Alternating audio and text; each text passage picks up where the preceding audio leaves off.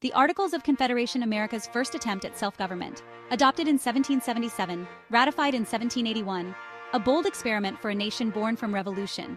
It reflected the spirit of the time, a deep distrust of centralized power. The Articles created a league of friendship between 13 independent states. Each state retained its sovereignty, jealously guarding its autonomy. The central government was deliberately weak, a reflection of the fears of tyranny that had fueled the revolution. But this fear of tyranny, understandable as it was, would prove to be a double-edged sword. The weaknesses inherent in the Articles would soon become apparent, threatening to unravel the very fabric of the newly formed nation. The Articles of Confederation emerged from the crucible of war. The 13 colonies, united in their fight for independence from Great Britain, needed a framework for their collective effort. The Articles, adopted by the Continental Congress, provided this initial structure. Their primary purpose was to facilitate cooperation between the states during the war. They allowed for a unified military command, essential for coordinating the fight against the British. The Articles also enabled the fledgling nation to negotiate treaties, securing crucial foreign alliances. The very existence of the Articles, however flawed, was a testament to the American spirit. They represented the first concrete step towards self-governance, a bold and unprecedented experiment in democracy. However, the unity forged in the heat of revolution would be tested in the years to come. The challenges of peacetime governance would prove far different from the exigencies of war. If you find the journey of America's early government intriguing, check out our collection at histoedutainment.com, where you can find designs inspired by the political challenges. Wear a piece of this fascinating history and spark conversations about how far we've come. The Articles of Confederation, though born of necessity and idealism, contained inherent weaknesses that would soon plague the young nation. The most glaring flaw was the lack of a strong central government capable of effectively uniting the 13 states. Without the power to tax, the Confederation government was perpetually cash-strapped. It could request funds from the states, but these requests were often ignored. This financial impotence crippled the government's ability to function effectively. Trade between states became chaotic and unpredictable. With no central authority to regulate commerce, states erected trade barriers, imposing tariffs on goods from other states. This economic fragmentation hindered growth and bred resentment between the states. The lack of a national currency further exacerbated the situation. The absence of a uniform monetary system made interstate trade difficult and hampered economic stability.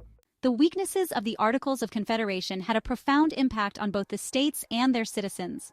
The Articles, which were the first constitution of the United States, created a loose confederation of sovereign states and a weak central government, leaving most of the power with the state governments. The lack of a strong central government created a sense of uncertainty and instability. Without a central authority to guide them, states were left to navigate their own paths, often leading to conflicting policies and priorities.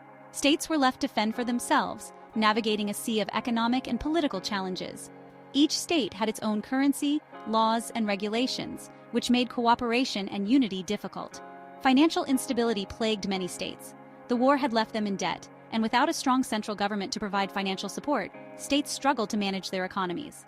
Unable to pay their war debts, some states resorted to printing their own paper money, leading to inflation and economic chaos. This devaluation of currency made it difficult for citizens to buy goods and for businesses to operate. Creditors were wary of lending, further stifling economic growth. The lack of a stable currency and the fear of not being repaid made banks and lenders hesitant to provide loans, which were desperately needed to stimulate the economy. Interstate disputes over trade and boundaries became commonplace. States often imposed tariffs on goods from other states, leading to trade wars and further economic strife. With no national court system to adjudicate these conflicts, tensions between states simmered, threatening to boil over into open hostility.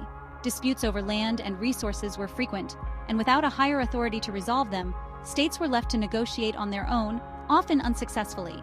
The lack of a unified national identity further undermined the fledgling nation.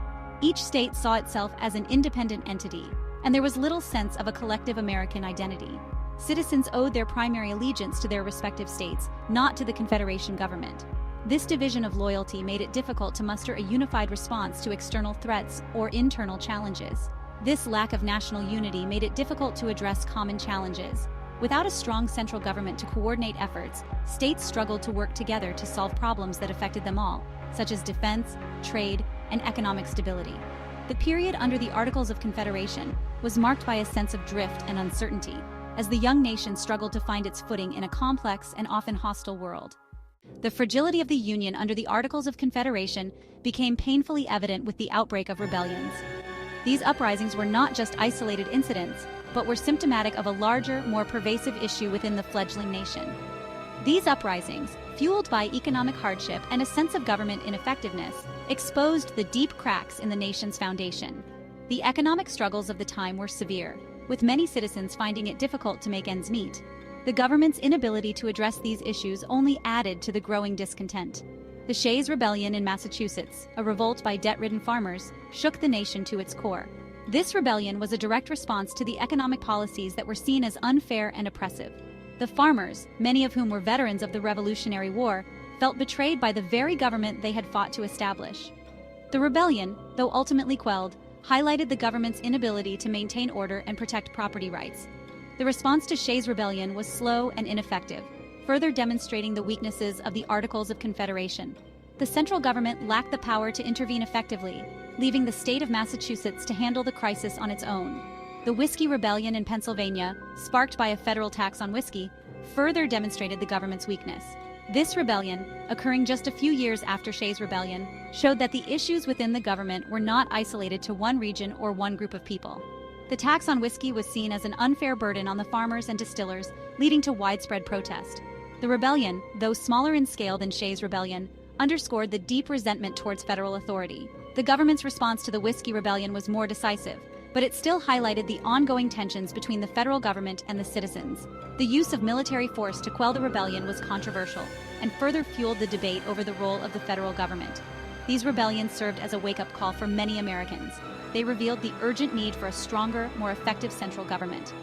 The realization that the Articles of Confederation were insufficient led to increased calls for a new framework of government. They demonstrated that the Articles of Confederation, conceived in the spirit of liberty, were failing to provide the stability and security that a nation required. The weaknesses of the Articles became a focal point for debate and discussion, ultimately leading to the Constitutional Convention and the creation of a new, more robust system of government. The crises that plagued the nation under the Articles of Confederation reached a tipping point. The young nation was struggling to find its footing, and the weaknesses of the Articles became glaringly apparent. Economic instability, lack of a centralized authority, and the inability to levy taxes were just a few of the pressing issues. The inability to address fundamental issues like taxation, trade, and internal unrest fueled a growing sense of urgency. States were acting independently, often to the detriment of their neighbors, and the lack of a cohesive national policy was causing chaos. Trade routes were disrupted, and internal conflicts were becoming more frequent and severe. It became increasingly clear that a more robust and effective government was needed. The existing system was simply not equipped to handle the complexities of governing a growing nation. Frustration among colonial officials was mounting, and the call for a stronger central government grew louder. In 1787, delegates from 12 states convened in Philadelphia. This gathering was not just another meeting, it was a pivotal moment in American history. The delegates arrived with a sense of purpose, knowing that the future of the nation depended on their actions. Their initial mandate was to revise the Articles of Confederation. However, as discussions progressed, it became evident that mere revisions would not suffice. The Articles were fundamentally flawed, and a complete overhaul was necessary. However, the delegates, recognizing the profound flaws of the existing system, soon embarked on a far more ambitious undertaking, the drafting of a new constitution. This was no small task. It required vision, courage, and a willingness to compromise. The delegates to the Constitutional Convention were a remarkable group of men.